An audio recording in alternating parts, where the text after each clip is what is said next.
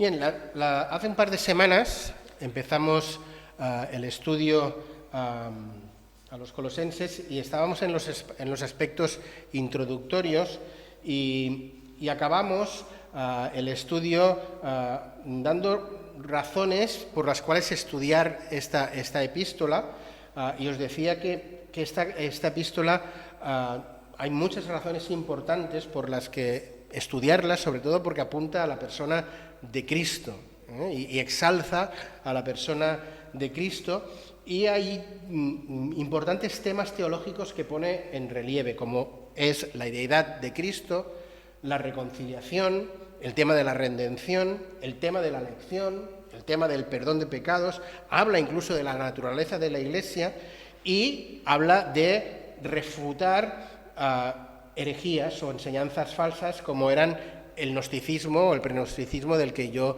os dije que esta iglesia estaba siendo atacada. Hoy, siguiendo con el tema de la introducción, os quiero hablar un poco de esa herejía del gnosticismo que Pablo está intentando combatir, ¿de acuerdo? El término gnosticismo procede del griego gnosis, la gnosis, que significa ciencia o conocimiento, y de ahí viene esta palabra.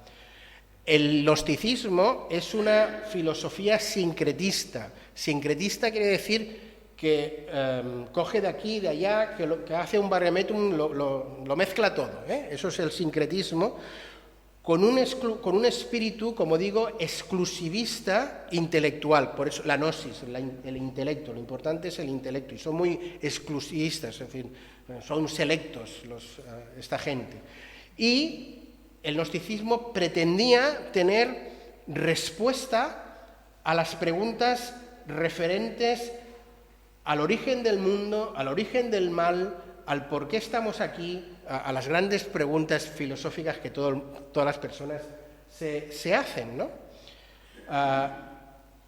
Podemos decir que el gnosticismo fue el racionalismo del primer siglo, o que el racionalismo del siglo XVII es una vuelta al gnosticismo, como lo queráis plantear. No hay nada nuevo bajo el sol, dijo Eclesiastés, todo se repite. Bien, en el siglo XVII se puso en el tema de la razón del hombre, el racionalismo, como centro del universo, pero es que eso ya había pasado en el gnosticismo, y hace 4 días habéis oído hablar de la nueva era. ¿Habéis oído hablar de la nueva era? Que de nueva no tiene nada, porque es tan antiguo como el gnosticismo, porque es una vuelta a las ideas gnósticas. Y como digo, el libro de Eclesiastés ya lo enseña fantásticamente, ¿no? No hay nada nuevo bajo el sol. El gnosticismo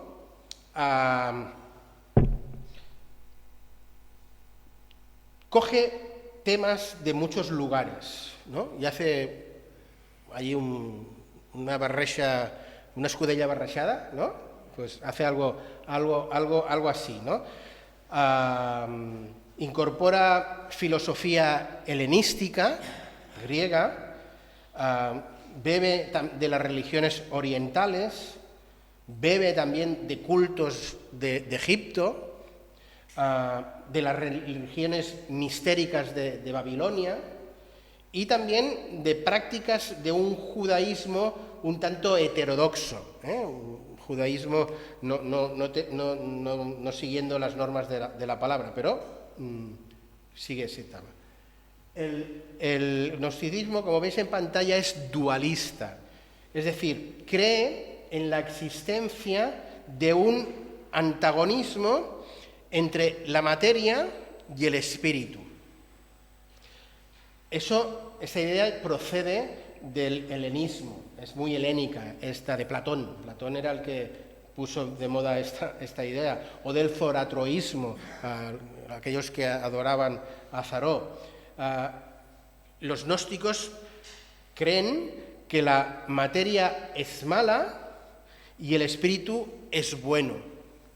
Y eso les lleva a creer en el demiurgo. El demiurgo, lo que aparece ahí escrito, demiurgo. Ahí voy, tranquilas.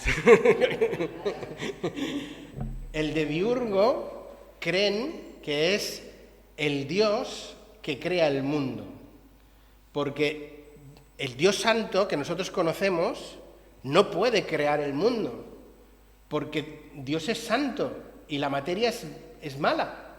Entonces Dios no ha creado el mundo, lo ha creado el demiurgo, que es un semidios. Yo os estoy explicando el gnosticismo, no lo que yo creo, ¿eh? Pero eso está ahí en Colosenses, lo veremos más tarde. Entonces, creen en el demiurgo, pero no solo creen en el demiurgo, sino que son lo que se llama docetistas. Creen que Jesús realmente no vino en carne, sino que tenía apariencia humana. Y esa palabra apariencia humana es doge, que es de donde viene el docetismo. Es decir, ¿por qué Jesús no podía tener apariencia humana? Porque es Dios y no puede... Claro, porque si es Dios, no puede tener materia, porque la materia es mala, es pecado. Y eso es lo que... Y uno de los versículos más importantes en la Biblia es: todo aquel que confiese que Jesucristo ha venido en carne, ese es hijo de Dios, porque eso solo se puede decir por medio de el Espíritu Santo. Es decir, eso está ahí. Es decir, esta gente decían que Jesús era una especie de fantasma, una especie de fantasma. Bien. Un poco de la teología del gnosticismo y después os dejo que me hagáis algunas preguntas si nos queda claro. En cuanto a la teología propia, lo que sería la doctrina de Dios, ¿no? Dios es espíritu y Dios está encerrado en sí mismo, está allí en el cielo, si quieres, pero no tiene comunión con nadie, está lejos del hombre, no tiene relación con el hombre. Y, como digo, existen esas dos realidades eternas que siempre se oponen la una contra la otra. El espíritu es lo bueno, y Dios es espíritu y es bueno y santo, y la materia es mala. Por tanto, Dios no es el creador de la materia, Dios no es el creador de lo malo, pues Dios no puede tener ningún tipo de contacto con lo malo. Esa es la teología en base a la doctrina de Dios que esta gente tenía. En cuanto a la cosmología, en cuanto al tema del mundo, el mundo se crea por medio de emanaciones. Ellos hablan de emanaciones, algo que la ciencia también habla, es decir, la ciencia moderna, de emanaciones de iones. Y que el dios demiurgo pues convierte en materia y formó el mundo material tal como nosotros lo conocemos. En cuanto a la cristología, Cristo, según los gnósticos, era el ión más perfecto. Para los gnósticos, Cristo sí que es el Redentor y el Salvador, aunque nunca tuvo un cuerpo físico, tenía apariencia de hombre, y de ahí viene del griego dokos, apariencia de, y afirman que tanto su nacimiento como los sufrimientos de Jesús, la muerte de Jesús, solo fue una apariencia, fue una ilusión, como si de un fantasma se tratara. ¿Por qué? Por ese dualismo, porque el ión más perfecto no podía tener naturaleza, ser de carne y hueso, porque eso es pecado. En cuanto a la soteriología, la salvación para ellos consiste en la liberación del espíritu, y el espíritu es la mente para ellos, la gnosis, de la prisión de la carne del cuerpo. Es decir, esta es una idea muy helenística. La teoría de la caverna, lo que habéis hecho filosofía, pues os debe sonar, ¿no? Esta liberación es la meta del proceso salvífico. Esta liberación es también la que nos hablan los de la religión del Zen o todas las religiones místicas orientales hablan de esto, por eso es sincretista, ¿no? Solo unos pocos, unos elegidos, alcanzan este nivel místico mediante el conocimiento, mediante la gnosis, ¿eh? Y este conocimiento gnóstico es además secreto y exclusivo, solo 4 lo tienen, ¿no?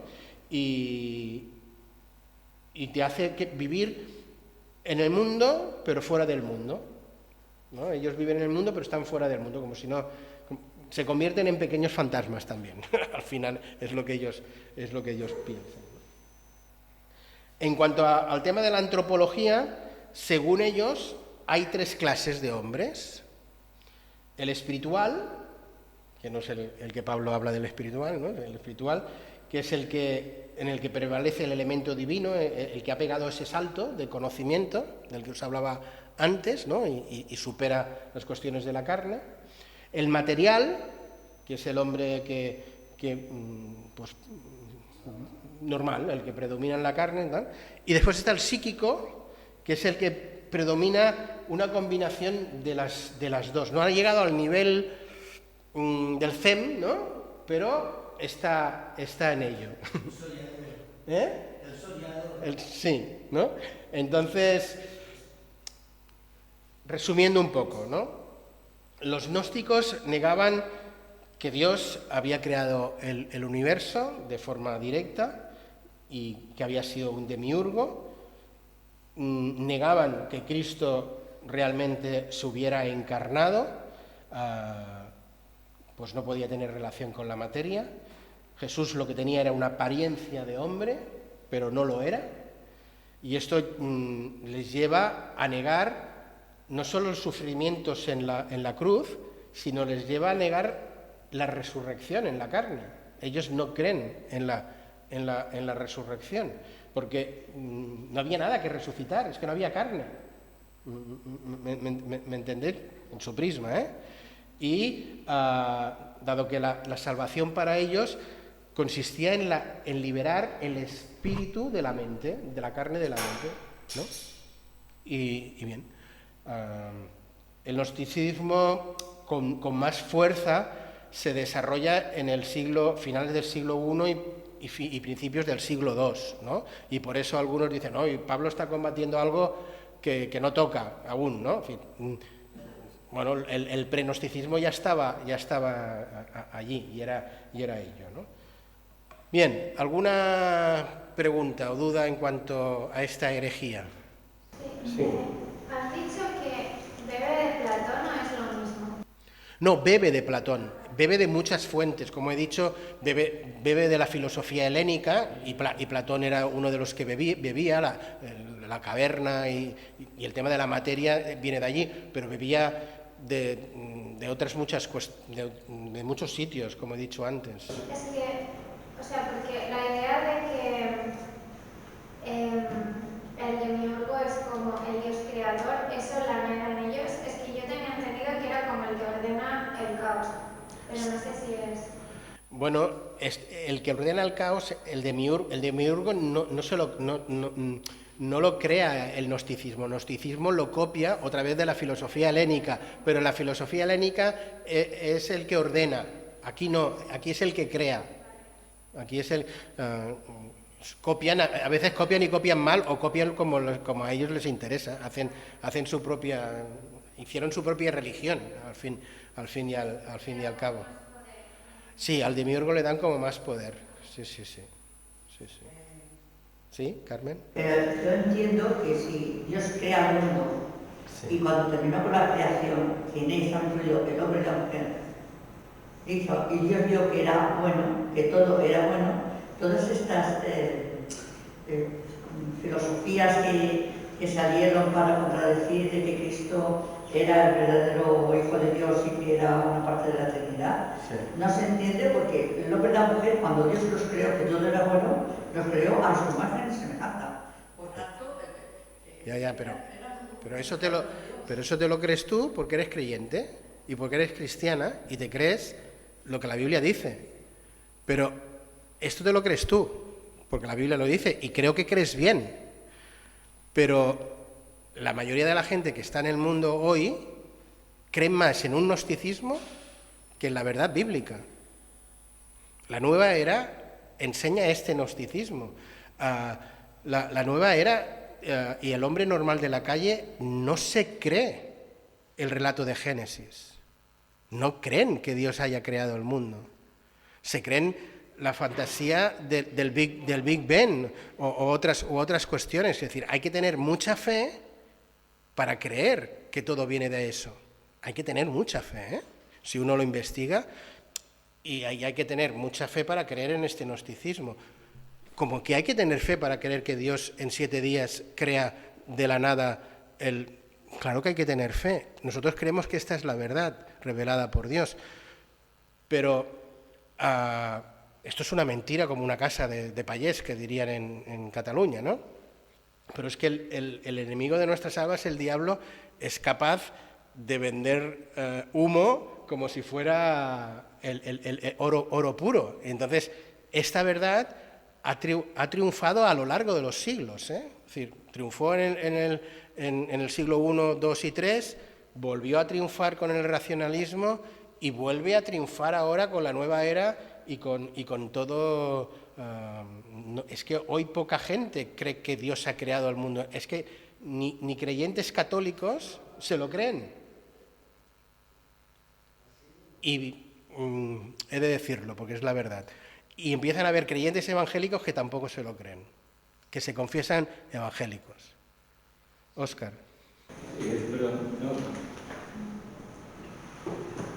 Toda esta forma sistemática, Sí. los helenistas, los cultos egipcios, los babilónicos, Sí. los judaísmos heterodoxos que había y demás, ¿no? Se fueron sintetizando con los arrianos del siglo I, Sí. primero, que empezaron a decir que... Sí, si puedes elevar un poco el tono de voz. No, que el Señor no era cuerpo, o sea, la separación del cuerpo y espíritu, y que no tomó su forma corpórea, como recién explicaba. Los arrianos lo que hicieron era cuestionar la dualidad del Señor, que era cuerpo y espíritu. Sí, después más adelante viene la herejía del arrianismo.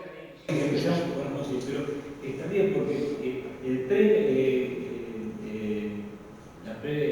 prenocticismo ya estaba, lo que pasa es que estaba sistematizado dentro de lo que es lo que estamos viendo ahora.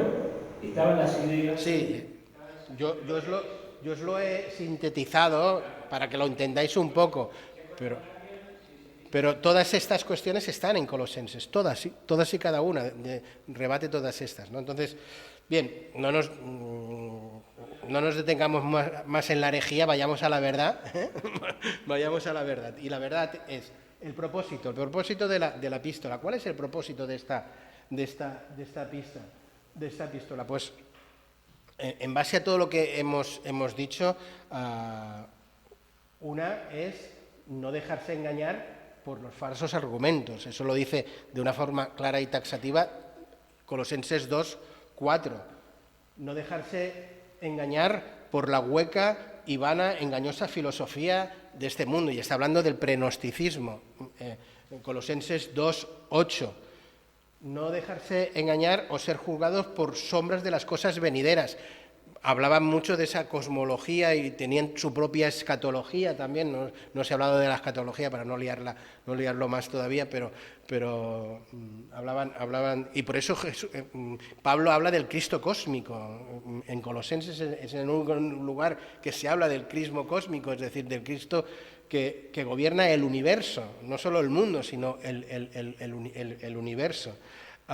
Y que no seamos condenados por ciertas prácticas y religiosas del mundo, porque querían imponer una nueva ética, una nueva forma de culto, una nueva forma de vivir la vida. Es decir, no había problema en que pecaras, porque si habías pegado el salto, ya está. Es decir, te habías liberado. Es decir, aunque tu carne pecara, tú ya estabas en otro nivel. Y eso lo combate Pablo en Colosenses, pero también lo combate ya Juan en su primera carta, porque ya Juan también está luchando con ese prenosticismo, ¿no? Entonces, bien. Entonces, para combatir todas estas mentiras, lo que hace esta carta es centrarse en la persona de Cristo, ¿no? El énfasis cristológico de esta carta es pero muy acentuado. Entonces, la carta empieza exaltando a Cristo, el estatus de Cristo. Primera capítulo 1, versículos del 15 en adelante, lo veremos en su momento, pero empieza, es cuando dice ese texto tan hermoso que Él es la imagen del Dios invisible, ¿no? Es decir, y empieza allí a relatar. Se nos recuerda que hemos muerto en Cristo y lo que implica haber muerto en Cristo. Pero que no solo hemos muerto en Cristo, sino que hemos resucitado en Cristo. Es decir, y ahí dirá, y aquellos que habéis resucitado en Cristo, poned la mira ¿dónde? En las cosas de arriba y no en las de la carne. El tema es que está combatiendo una y otra vez estas verdades gnósticas que yo os estoy diciendo. Nos recuerda también que Cristo es en todos y en todo. Es decir, Cristo es... Él no va más, es lo que está presentando Pablo aquí, ¿no? Y finalmente nos dice que todo lo que hagamos lo tenemos que hacer en Cristo. 3:17. Por tanto, el tema de esta carta es Cristo, el preeminente, el único y todo suficiente Salvador. Esa es la temática de Colosenses al combatir la herejía esta, pero nos presenta, como en ninguna otra carta, al Cristo preeminente, al único y todopoderoso y suficiente Salvador. ¿Ok? Ese es el tema de la carta. Entonces, yo he bosquejado la carta en base a estas verdades y os presento un bosquejo simple, después yo lo iré desarrollando, pero ahora os presento un bosquejo simple, que es el bosquejo que voy a seguir en la exposición de la carta. En primer lugar, Pablo nos va a hablar de la persona y de la obra de Cristo, y va a ir del capítulo 1, del 1 al 23, y allí vamos a encontrar estas secciones: los saludos iniciales, la acción de gracias, la intercesión por los colosenses. Ahí hay una oración que él hace y que estudiaremos. Se nos va a hablar de la persona de Cristo y de la obra de Cristo. ¿Bien? En segundo lugar, vamos a ver la misión apostólica del apóstol Pablo.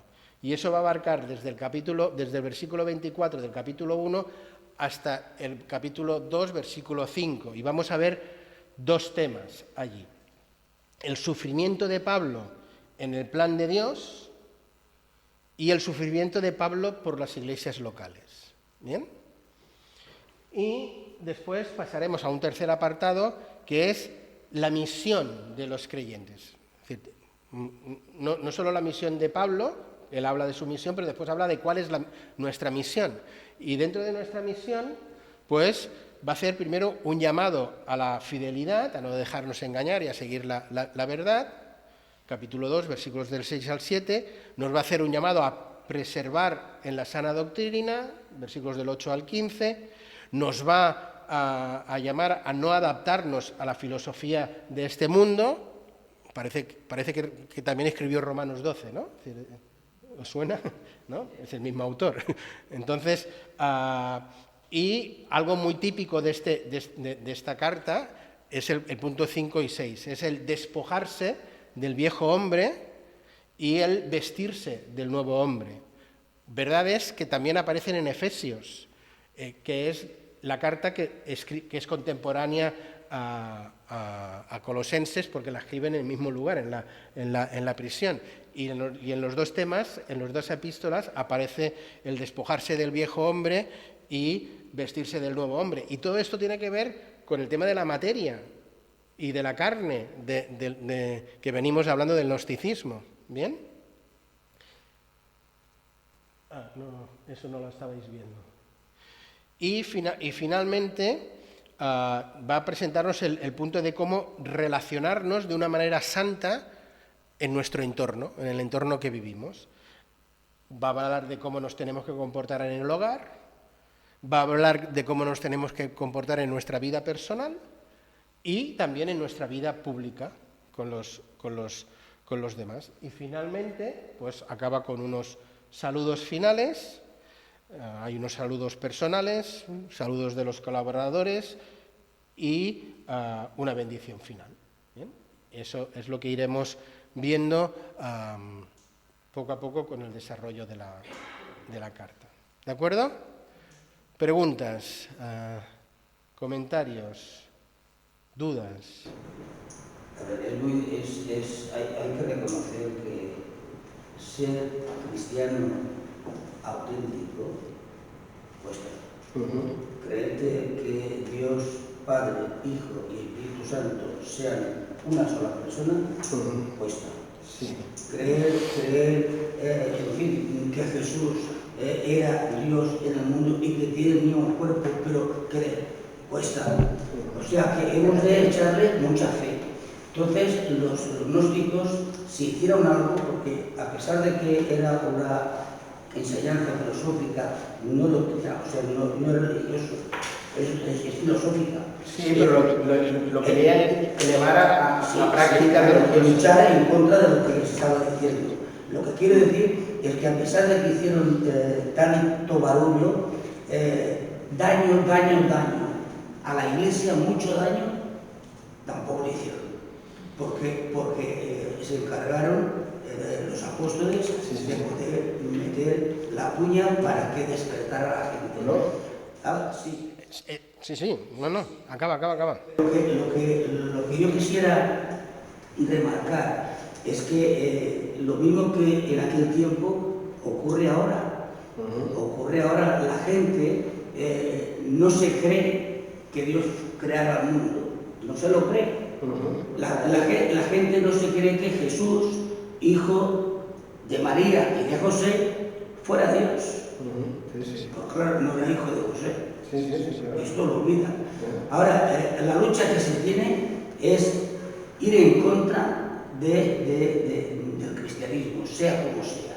O sea, Satanás usará lo que haga falta para que el cristianismo no prospere.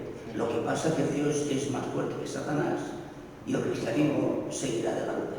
Pero siempre tendremos gnosticismos, siempre tendremos tonterías de estas. Y termino con una cosa. Ellos decían, es que esto no se puede mostrar. Tampoco se puede mostrar el demiurgo.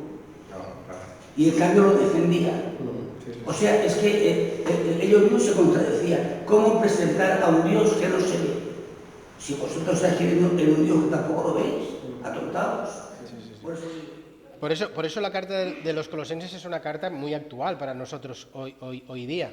Entonces, ¿y por qué la tenemos? La tenemos porque, y no ha hecho daño, el gnosticismo no ha hecho tanto daño como podía hacer. ¿Por qué? Porque un Tíquico, un Epafras, fueron a visitar a Pablo y decirle, mira Pablo, que han llegado unos aquí que nos están diciendo esto y esto.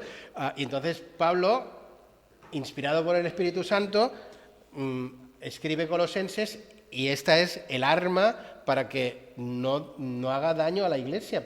Si no tuviéramos la carta de los Colosenses, estas doctrinas hubieran hecho mucho más daño del que intentaron hacer, pero la provisión de Dios fue pues inspirar a Pablo, mira, te vas a estar un tiempito en la cárcel, ¿vale? Es decir, pero ese tiempo va a ser productivo, porque vas a producir cartas que van a guiar a la Iglesia y que van a proteger a la Iglesia. Y esta es una de las cartas, y como dije antes, no hay nada nuevo bajo el sol, y el gnosticismo se repite de diferentes maneras. Llámale nueva era, llámale racionalismo, llámale secularismo, que es como se está llamando ahora, secularismo, pues y esta carta nos ayuda a nosotros como creyentes a saber responder y a tener argumentos para responder a estas falacias y a seguir firmes en nuestra fe y, como decía al principio, a mirar y fijar nuestros ojos solo en Cristo, no mirar a nadie más, no adorar a nadie más, no seguir a nadie más, porque estos nos quieren desenfocar, ¿no? El enemigo siempre quiere desenfocarnos, y entonces la epístola de los Colosenses lo que hace es enfocarnos en la centralidad de Cristo y en la obra de Cristo y en la persona de Cristo. ¿Amén? Lo dejamos aquí y la semana que viene empezamos con la primera sección, los saludos iniciales y la acción de gracias.